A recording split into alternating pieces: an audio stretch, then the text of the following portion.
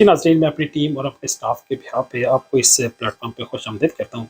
नाज़रीन, आज हम अमेरिका की 50 साला तारीख़ 1850 से लेके 1900 तक आपके सामने पेश करेंगे और ये ऐसा दौर है कि जिसमें अमेरिका ने काफ़ी सारी चीज़ें अचीव की। साइंस और टेक्नोलॉजी में वहाँ पे एडवांसमेंट हुई। यही वो दौर है कि जब इंडो पाक में आज़ादी की तहरीक लड़ी जा रही थी, जब ब्रिटिशर के खिलाफ एक आज़ादी की तहरीक बर्पा हुई 1857 में, और वो नाकाम हुई। उसके बाद ब्रिटिशर्स ने अपने तसल्लुत को मजबूत किया और इवेंचुअली ये तसल्लुत जाके 1947 में टूटा जब पाकिस्तान और इंडिया मार्ज वजूद में आए। लेकिन दूसरी तरफ हम देखें कि अमेरिका के अंदर वो कौन सी ऐसी तब्दीलियां बर्पा हो रही थी कि जिसके बाद अमेरिका एक सुपर पावर की शक्ल में आज हमारे सामने मौजूद है। 1945 1945 में अमेरिका में टेक्सास एक स्टेट है जो इस मेक्सिको के पास है। उसने अमेरिका में शामिल होने का फैसला किया और वो अमेरिका का हिस्सा बने। अगरचे और भी कई सारी स्टेट ग्रेजुअली इसमें शामिल होती गई और एक बड़ा मजबूत मुल्क यूनाइटेड स्टेट ऑफ अमेरिका मर्ज वजूद में आया, जिनके दो तरफ दो बड़े बड़े समंदर हैं। एक तरफ अटलांटिक ओशन यूरोप और अफ्रीका से मिलाता है, दूसरी तरफ से पैसिफिक ओशन जो जापान और चाइना के साथ अमेरिका को मिलाता है। उसके एक तरफ कनाडा है और अलास्का है, रशिया उसका पड़ोसी है, और दूसरी तरफ उसका मेक्सिको है और साउथ अमेरिकन कंट्रीज हैं। तो गोया अमेरिका ने एक्सपेंड किया।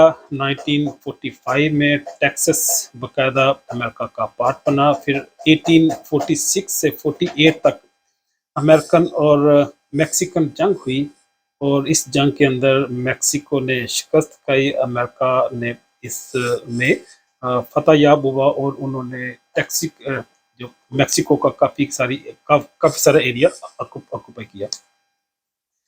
1961 से 1965 तक तकरीबन 5 साल तक अमेरिका के अंदर एक बड़ा इनकलाब बर्पा हुआ जिसको सिविल वार के नाम से याद किया जाता है। और ये पूरी दुनिया में एक बड़ी तब्दीली थी और ये एक सिंबॉलिक एक्टिविटी थी और ये एक्टिविटी ऐसी थी कि जिसका मैं समझता हूँ कि शायद इंसानियत का सर फखर से बुलंद कर दिया। वैसे तो अम्बिया जो हैं वो दुनिया के लिए फ़ख्र होते हैं, अमन व सलामती का बायस बनते हैं। लेकिन बाज़ दफ़ा ऐसा भी होता है कि कई सारे ऐसे वाक़यात हो जाते हैं, कई सारी ऐसी हस्तियाँ ज़हूर पज़ीर होती हैं कि जिससे जो मज़हबी तालीमात हैं, जो रूहानियत है, इंसानियत है, वो भी ज़हूर पज़ीर होती है और उसका सर फ़ख्र से बुलंद होता है। यहाँ पे भी ऐसा ही हुआ। इब्राहम लिंकन एक लॉयर था, इलिनॉइस से तल्लक रखता था। इलिनॉइस एक स्टेट है अमेरिका के अंदर जिसकी एक तरफ मिशिगन है, दूसरी तरफ अ, विस्कॉन्सिन है, मिनेसोटा है, ओक्लाहोमा है। ये वहाँ पे ये पैदा हुआ।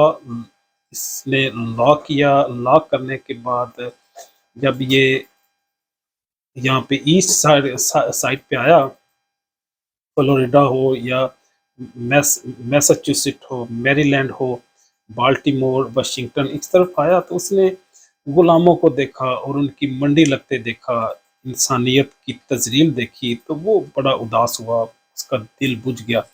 जो नरम दिल लोग बहरहाल हर कौम और हर नस्ल और हर ख़ानदान में होते हैं, उसका दिल गमगीन हो गया और उसने ये फैसला किया कि अगर अल्लाह ने उसे ताकत दी। क्रिश्चियन था, उसकी वालदा बाइबल पढ़ती थी। यहाँ पे जितने भी लोग हैं वो चाहे यूरोपियन है, स्वीडिश या स्वीडन से आए हैं, आयरलैंड से आए हैं या रशिया से आए हैं, वो सारे के सारे या तो उनका बैकग्राउंड क्रिश्चियन है या ज्यूज हैं या मुस्लिम हैं। समटाइम होता है कि वो इस्लाम को या क्रिश्चियनिटी को सरेंडर कर देते हैं, गिव अप कर देते हैं और वो एथिस्ट बन जाते हैं। अदरवाइज इनकी बैकग्राउंड एक ही है। तो जो इब्राहम लिंकन है इसकी वालदा भी प्योर क्रिश्चियन थी। ट्रेडिशनल जिस तरह क्रिश्चियन होते हैं, सुबह उठ के बाइबल का मताला करती हैं और अपनी ज़िंदगी में उसी तरह की एक्टिविटी करते हैं जिस तरह अमूमन मुसलमान फैमिलीज ट्रेडिशन फैमिली करती हैं। क्योंकि हमारे अकायद क्योंकि एक जैसे हैं, हम अल्लाह, अंबिया, किताबें और एंजल्स, लाइफ आफ्टर डेथ, ये हमारे अकायद क्योंकि एक जैसे हैं, اس لیے کئی اعتبار سے ہمارا رہن سہن بھی ایک جیسا ہے۔ جب میں بات کر رہا تھا ابراہم لنکن کی، ابراہم لنکن اس کو بڑی تکلیف ہوئی اور اس نے یہ فیصلہ کیا، اللہ سے وعدہ کیا کہ اگر وہ اقتدار میں آیا، اگر اسے سیاسی قوت ملی تو اس کا خاتمہ کر دے گا، اور اللہ نے پھر اس کے ہاتھوں سے یہ کام کرایا بھی۔ 5 سال تک جنگیں ہوتی رہی۔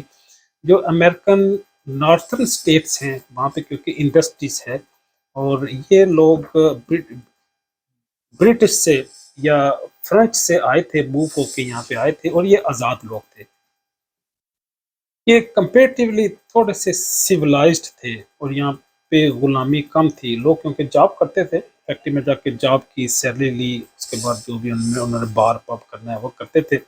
لیکن جو ساؤتھ سائڈ کی جتنی بھی اسٹیٹس ہیں، وہ چاہے جارجیا ہو، میری لینڈ ہے، اوکلوہاما ہے، کولوریڈو ہے، میکسیکو، ٹیکسس، کیلیفورنیا، یہ جتنی بھی اسٹیٹ ساؤتھ سائڈ پہ تھی، یہ کیونکہ کلٹیویشن کرتے تھے ٹوبیکو کی، وہ اگاتے تھے، پھر انہوں نے کپاس اور کاٹن بھی اگانا شروع کر دی، اور کئی ساری اور کراپس بھی اگاتے تھے، جس کے لیے انہوں نے غلام خریدنا شروع کر دیے۔ اور یہ کتنی انسانیت کی تذلیل ہے کہ آپ ایک انسان دوسرے انسان کو غلام بنا لے۔ اس کا نظارہ ہم دنیا کے اور بھی کئی سارے ملکوں میں کرتے ہیں، وہ چاہے انڈیا ہو، وہاں پہ شودر اور جو نچلی سطح کی قومیں ہیں ان کے ساتھ جو سلوک ہوتا ہے، وہ بھی میں سمجھتا ہوں کہ انسانیت کی تذلیل ہے، اس کو جتنا کنڈیم ہو سکتا ہو ہمیں کرنا چاہیے۔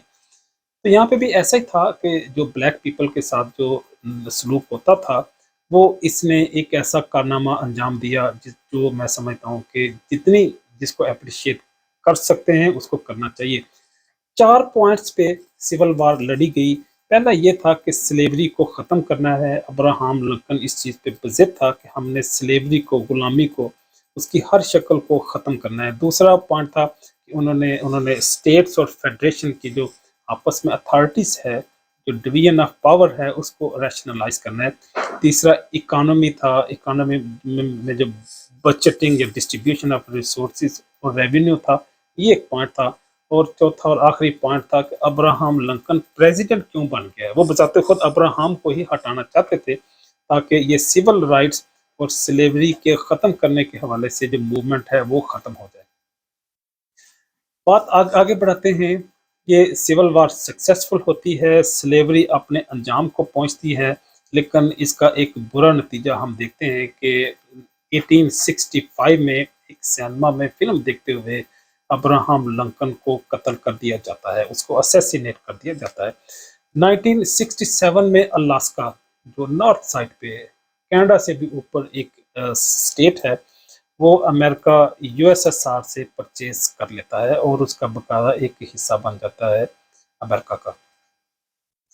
پھر ہم وقت کا پہیہ آگے چلاتے ہیں۔ 1876 سے 668 تک ہم دیکھتے ہیں کہ گراہم بیل نے ٹیلی فون ڈسکور کیا، اور ٹیلی فون سے پھر میں بات کر رہا ہوں، جو میری جو آواز ہے، وائس جو ہے، وہ الیکٹرک انرجی میں کنورٹ ہو کے دوبارہ پھر یہ ایک اور جگہ پہ اسپیکر کی شکل میں، اور لوگ بھی اس کو سن سکتے تھے، دوبارہ پھر یہ الیکٹرک انرجی سے دوبارہ پھر وائس کی شکل میں ہمارے سامنے آ جاتی ہے۔ تو اس نے گویا ٹیلی فون ایجاد کیا۔ پھر اسی سال، بلکہ اس سے اگلے سال 1878 میں ہم دیکھتے ہیں کہ ٹیلی فون کی ایجاد کے بعد ایڈیسن نے ایک لسٹ بنا دی، اس نے ایک لمبا سلسلہ شروع کر دیا۔ اسی دور میں اس نے بلب ایجاد کیا کہ اسپیس کے اندر الیکٹرک جو پازیٹیو نیگیٹو فیلڈ ہے وہ کریٹ کر کے اس کو ایلومینیٹ کیا۔ جب اس کو روشن کیا تو پھر بلب آ گیا۔ بلب آنے کے بعد پوری دنیا میں ایک بڑی ترقی اور روشنی اور اجالوں کا ایک سلسلہ شروع ہوا۔ پھر 1892 میں ہم دیکھتے ہیں کہ ایلس آئس لینڈ، جو ایلس آئس لینڈ ہے، یہ نیو یارک اور نیو جرسی کے قریب ایک چھوٹا سا جزیرہ ہے، اس کو انٹرنیشنل امیگریشن سینٹر ڈکلیئر کر دیا جاتا ہے، جس میں پھر پوری دنیا سے لوگ آ کے آباد ہوتے ہیں۔